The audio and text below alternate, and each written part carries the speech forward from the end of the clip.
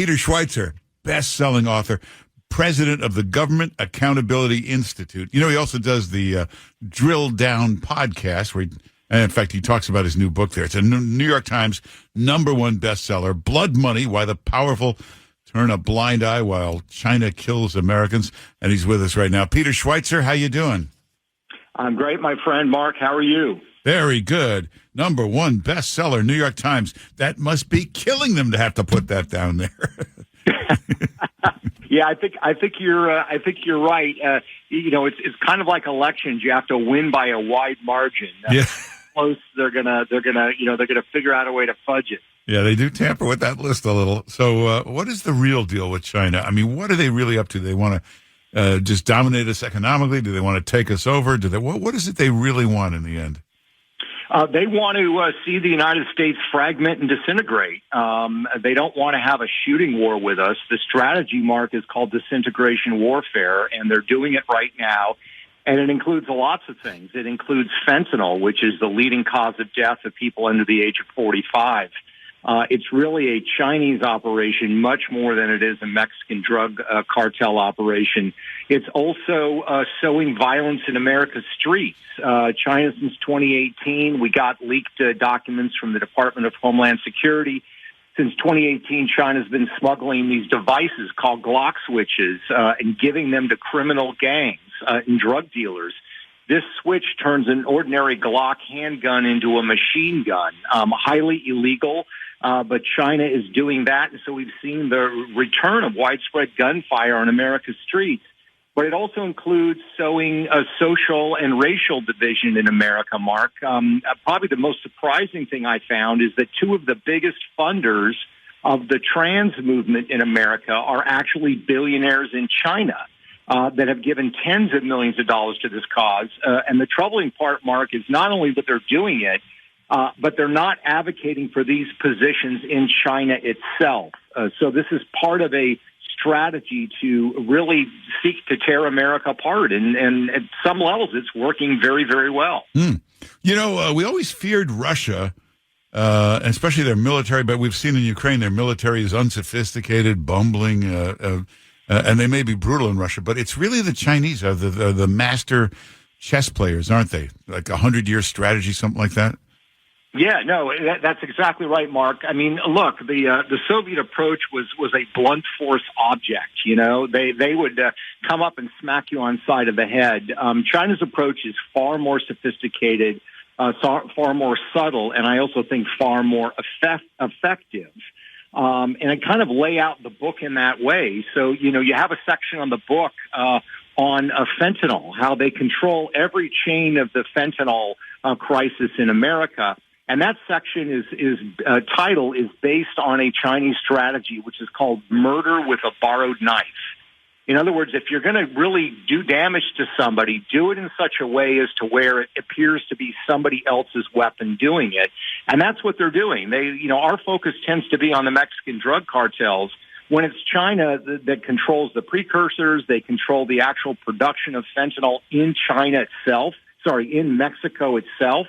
There are 2,000 Chinese nationals in a town in northern Mexico creating this stuff.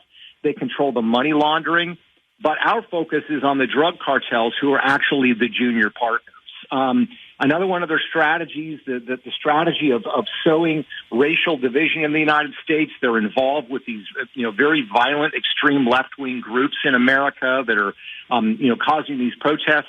That section is titled after another Chinese strategy, which is watch the fire burn from across the river. In other words, maybe you start the fire, maybe you fan the flames of the fire, but you say, well, that fire is burning across the river. We weren't involved in it. So you are quite right. It is very different than what we saw with the Soviet Union, and our political leadership class in Washington is completely outclassed because they do not understand what's going on. Wow.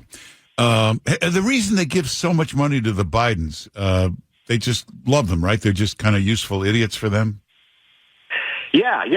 It's really part of this strategy called elite capture, and I tell you, it's not just that they give them money and they kind of hope and, pray that Joe Biden's going to go soft on them. There are very real entanglements that make it hard for Joe Biden to talk about these issues. So, for example, fentanyl, I keep talking about fentanyl, but it's this, it's killing 100,000 Americans a year. Most people taking it don't even know they're taking fentanyl. They think they're taking an Adderall or a Vicodin. So it's really a poisoning. It's not like heroin or cocaine where people, overdose on a drug that they're addicted to. So this is a massive problem. And Joe Biden has repeatedly said no finger pointing against China. He will not call them out on it. He will not hold them responsible for it. Well, I think one of the reasons is related to money. Because you see, in 2017, Mark, the Bidens got a $5 million interest-free forgivable loan from a Chinese businessman. Everybody acknowledges that. The bank records prove it. The Bidens don't deny it. They never repaid that loan. Here's the curious part. That $5 million came from a Chinese businessman who was partners with a Chinese criminal gang leader who goes by the name White Wolf. And White Wolf is the gang leader and his gang who set up the Sinaloa cartel and the fentanyl trade and made them the kings of fentanyl. Everybody in Mexico acknowledges that. So the question is, does Joe Biden really want to have a conversation about Chinese involvement with the fentanyl trade when there is quite literally 1 degree of separation between his family's money and the fentanyl trade itself? I don't think he wants to have that conversation. And these are the kinds of entanglements that the Chinese absolutely want. It's costing American lives, and that's why I titled the book Blood Money. Yeah. Well, as you can hear, a fascinating book, Blood Money. It's the new #1 bestseller, Peter Schweizer. Make sure you get the book. Hey, the fact that we have all of our manufacturing in China, we're dependent on them to make everything from our medicine to our iPhone. That is not a good idea, is it? It's not, and you're quite right, Mark. And this is also intentional by China. By the way, they want to gain leverage over us because it gives them the ability to squeeze us. So I've got a section in the book that looks at the whole crisis with COVID. And that section of the book is titled Loot a Burning House. And this is the Chinese strategy that when you've got your enemy, which is how they view the United States, in trouble, go for maximum advantage and really do the damage. So loot the burning house. So what do we know now? We know that the Chinese knew in early November of 2019 that they had a virus that was very dangerous and that virus was transferable from person to person. But they waited, Mark, 3 months to tell the rest of the world. It wasn't until the end of January 2020 that we found out about it. What did they do during those 3 months? They cornered the market on PPE medical supplies, the K95 masks first responders use. And that was intentional because they now knew they had leverage over the United States that if we were too critical or if we did something they didn't like, they could cut us off. And that applies to a whole host of things like medicine, penicillin, basic sorts of supplies. And, the Trump administration talked, Mark, about dealing with that and was starting to make progress.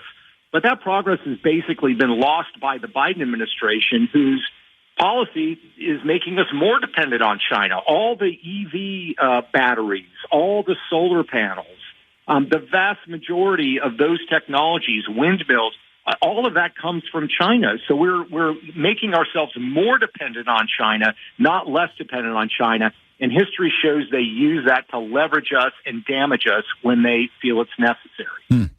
And we're talking Peter Schweizer. The book is Blood Money. What is the real idea of TikTok? To collect data or to spread propaganda? Great question. It is to do both.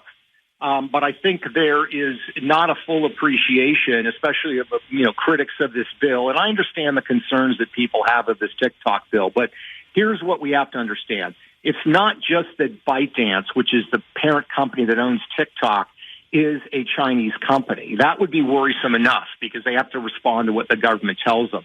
ByteDance is joined at the hip with the Chinese state. So what do I mean by that? Well, the TikTok algorithm that feeds videos to people and that is so powerful, gathers so much information on us. It's not just a ByteDance company secret. In 2019, the Chinese government declared it a state secret. That's how much they value this. And ByteDance, the company that controls TikTok, does joint research with the Chinese Ministry of State Security on, among other things, how to manipulate people online. So this is not even a conventional Chinese company to be worried about. This is part of the Chinese propaganda spying apparatus. And one of the things I do in Blood Money is really quote extensively from Chinese officials. We got access to some restricted military journals. They're not classified, but they're restricted. And they lay out exactly how they are already using TikTok to manipulate young people in America. And when you read these extensive quotes, it's pretty shocking because it's very clear that they're doing it, it's working, and they believe, as one military official, I quote, saying, this is the ultimate Trojan horse that they have to manipulate young people in America. It's part of cognitive warfare. So TikTok is a major threat. It is a vehicle for propaganda. It's subtle propaganda that's very, very hard to detect unless you're aware of it. And that's why it is so effective.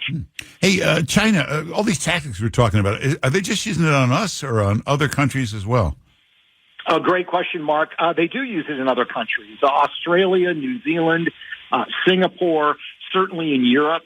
But for them, the country that they most want to take down is, of course, the United States, because their strategy of disintegration warfare, which is to defeat their enemy without actually fighting them, is purposely designed for the United States. And they view the United States has some unique areas that they can exploit.